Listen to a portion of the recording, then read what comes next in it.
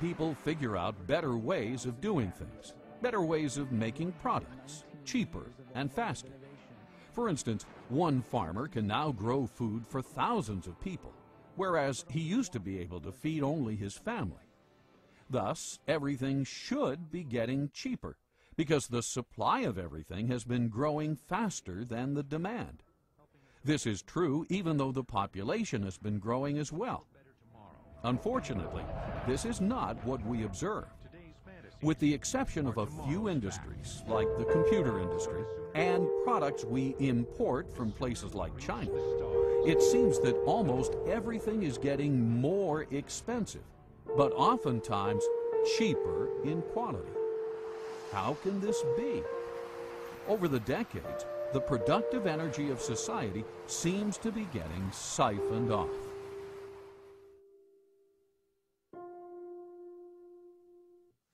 Well, it's hard to predict, but I certainly think it's possible, because I think the financial bubble worldwide is something that we have never experienced before.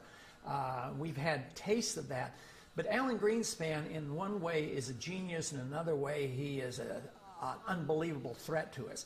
He's a genius in the sense that in a technical fashion he's been able to keep this system of inflation together longer than anybody else has been able to, especially in this last go-around from 2000 on. With the collapse of the NASDAQ bubble, we really didn't have much of a recession, because he immediately started inflating massively, taking interest rates down to 1%. And now, of course, he's a little bit frightened about the bubble, and he's curtailing credit to some degree. But the dollar has become the gold of the world. The world central banks have accepted the dollar as if it were gold.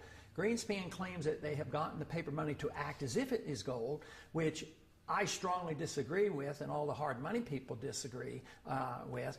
But I believe he's been capable of creating this huge financial bubble, and the world has not yet seen what may come of this. So I suspect that depending on when it comes and what we do, it could very well end up into a much worse situation than the Great Depression. But if the country decided, well, something has to be done, and we went to a gold standard and limited the creation of credit, curtailed the power of the Fed, I think it would iron out all our difficulties. When Argentina periodically would just quit inflating and maybe tie their currency to even the dollar, price inflation went like from hundreds of percent per year down to 2% or 3%. So it's rather rapid. So you would see an immediate benefit. You would iron out the severe swings in the business cycle. The price problems would be diminished. But the one thing we'd have to give up, which to me would be a benefit, government would have to curtail spending, because they can't tax the people enough to pay for all those bills. So we would have to curtail our spending. So that would be, to me, a tremendous boost to the American people and to the economy. At the same time, we gave sound money. I mean, this would be fantastic. Within months, there would be some people who would suffer from the adjustment period, but it might be the people who have benefited so much over these years. But the average person, the poor person, the jobs would become available. So it would not take a long, long time. What would take a long time is if we refuse to consider it, and the problems get worse, and we have a severe recession or depression and huge inflation, and we do all the wrong things. That is what we should work so hard against. We must get rid of the fiat money system. How do you do that? Well, the first step, of course, the big step, the biggest imaginable step, is for people to realize that they even have one. I mean, how many people walking up and down the streets that go into the polls each year and elect their leaders, how many people know that we have a fiat money system? How are we going to change that unless we have an understanding, an educational foundation at the electoral level? So this is where we have to start. Because so many people in the U.S. are now semi-illiterate, thanks to the government-sponsored public school system, it may be possible to stimulate a discussion on the Federal Reserve only through films and TV shows. In many ways, film has replaced the written word for the masses. What is the Federal Reserve System? It's where they generate the money, and they keep the money, I think.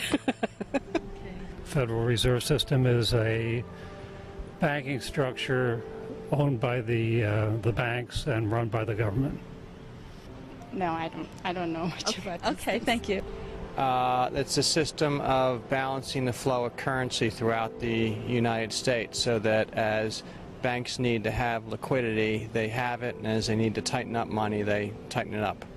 Similar to what you had said earlier about having the reserves for when we go in a crisis or something, and you need to have that actual backing, not just the dollar currency, because paper is paper, and if you don't have that gold or silver behind it, then it's just going to be paper. It was established in, if I guessed, I'm not sure, 1913 perhaps, to establish stability in the American financial system. I don't know the answer to that. What is the system? It's a banking system that's run by the government. It's almost like a fourth branch, but it's run by the government, and it's guaranteeing that banks will remain stable. And if they're not stable, they'll take it over. A way of backing up the money. I don't know. Yeah. And what is the Federal Reserve System? Well, do you want Andrew Jackson's opinion of the Federal Reserve System or what? Your opinion? I liked his. It's a bunch of organized crooks. Wow. Now that citizen is informed. Too bad everyone is not as aware of how far we have strayed from our founding principles. Well, the major problem you have not only with the Federal Reserve System, but with any statutory structure that's unconstitutional, is it doesn't square with what's called the Supremacy Clause. The Constitution, which has the Constitution and laws passed in pursuance thereof, that is, constitutional laws are the supreme law of the land. So obviously you have a statute that doesn't square with the Constitution, it's void. It is not a law, in fact. So the question then arises, well, how does that square with the oath of office of representatives, senators, judges? And the answer is it doesn't. That when they come face to face with a statute that is in contradiction of the Constitution, they are to treat the Constitution as the supreme law and treat that statute as void. So that's number one. Here we have a system, the Federal Reserve System, that has all of these constitutional problems, and everyone is essentially looking in the opposite direction. So that doesn't square with the oath of office. And one would think that the president, being the head of the executive department, in which we find the Treasury, Department of Treasury, right, which interacts quite closely with the Federal Reserve, might have something direct to say about that. And then, of course, the president has a specific constitutional duty to take care that the laws be faithfully executed, and the supreme law of the land is the Constitution. So you would expect, on top of all of this, that he would be saying, wait a minute, if the Constitution doesn't square with the Federal Reserve Act in one or more ways, then I should be giving directives to the Secretary of the Treasury to take certain kinds of action to deal with that. And, of course, we see exactly the opposite. We see the Federal Reserve people, usually the chairman of the Federal Reserve comes to Congress, and he tells Congress directly, and usually tells the president at least indirectly, here's how monetary policy is going to be implemented. So the Federal Reserve is the tail that's wagging the dog when we have all of these questions that it may not be legitimate at all in whole or in part. If you want to see the way power goes in a system or the way the laws are corrupted, follow the money, and the Federal Reserve is a huge agency for the creation of money.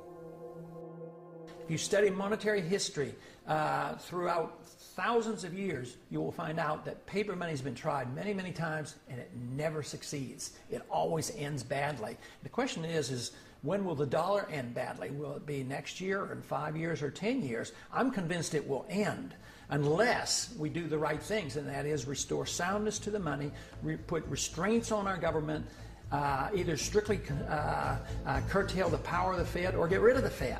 That will be the only way you can save the dollar. But if we continue to do what we're doing now, we will eventually destroy the dollar. Throughout history, as governments grow, they limit the individual's rights. The same thing happened in the Roman Empire. We know this from history, but we also know it from Shakespeare's wonderful play, Julius Caesar.